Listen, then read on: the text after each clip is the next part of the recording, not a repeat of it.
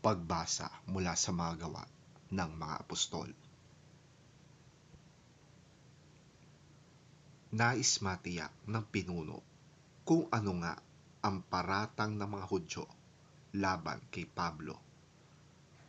Kaya't kinabukasan, ipinatawag niya sa isang pulong ang mga punong pari at ang buong Sanhedrin.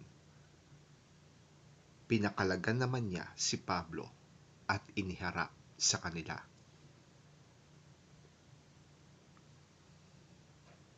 Nalaman ni Pablo na dooy may mga Saduseyo at Pariseo, kaya't sinabi niya ng malakas sa Sanhedrin, "Mga kapatid, ako'y Pariseo at anak ng mga Pariseo.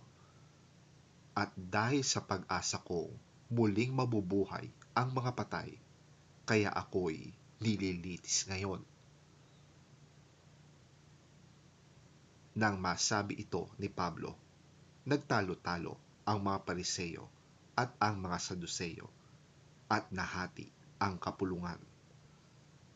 Sapagkat naniniwala ang mga Saduseyo na hindi na muling mabubuhay ang mga patay at walang anghel o espiritu. Subalit, ang mga Pariseo na may naniniwala sa lahat ng ito. At lumakas ang kanilang sigawan. Tumayo ang ilan sa mga tagapagturo ng kautusan na kapanig ng mga Pariseo at malakas na tumutol.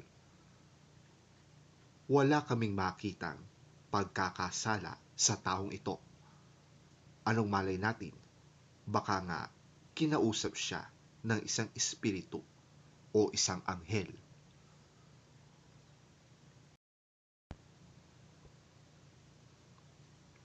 Naging mainitan na ang kanilang pagtatalo at natakot ang pinuno ng mga sundalo na baka bugbugin nila si Pablo. Pinapanaog niya ang mga kawal.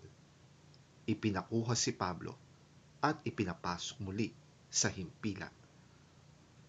Kinagabihan, nagpakita ang Panginoon kay Pablo at sinabi sa kanya, "Lakasan mo ang iyong loob. Nagpatotoo ka tungkol sa akin dito sa Jerusalem. Ganyan din ang gagawin mo sa Roma."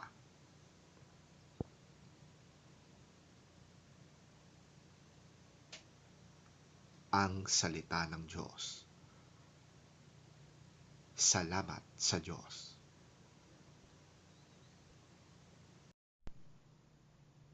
Ang mabuting balita ng Panginoon ayon kay San Juan. Papuri sa iyo, Panginoon. Hindi lamang sila ang idinadalangin ko. Idinadalangin ko pati ang mga mananalig sa akin dahil sa pahayag ng aking mga tagasunod. Ama, maging isa nawa silang lahat.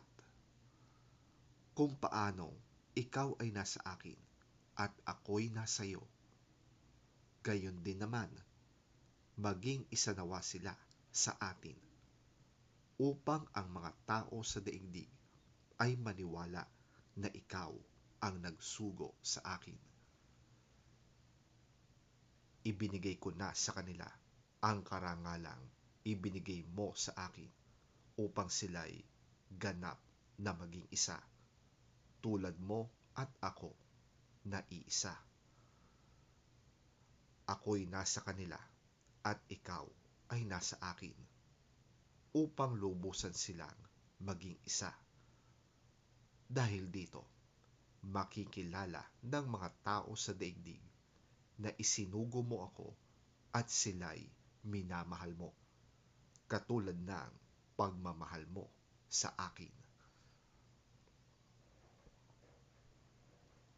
Ama, sila ay ibinigay mo sa akin at nais kong makasama sila sa kinaroroonan ko upang makita nila ang karangalang ibinigay mo sa akin, sapagkat minahal mo na ako bago pa nilikha ang daigdig.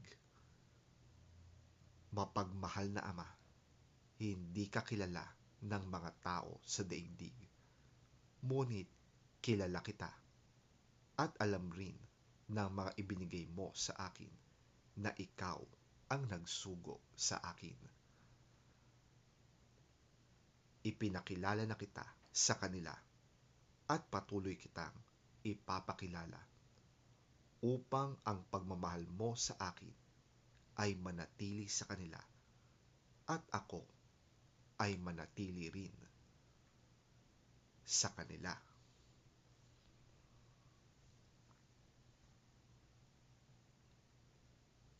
Ang mabuting balita ng ating Panginoon. Pinupuri ka namin, Panginoong Hesukristo. I pray not only for them, but also for those who believe in me because of their message. I pray that they may all be one. Father, may they be in us, just as you were in me and I am in you. May they be one so that the world will believe that you sent me. I gave them the same glory you gave me, so that they may be one just as you and I are one. I and them and you and me, so that they may be completely one, in order that the world may know that you sent me, and that you love them as you love me. Father, you have given them to me, and I want them to be with me where I am, so that they may see my glory, the glory you gave me. For you loved me before the world was made. Righteous Father, the world does not know you, but I know you, and these know that you sent me.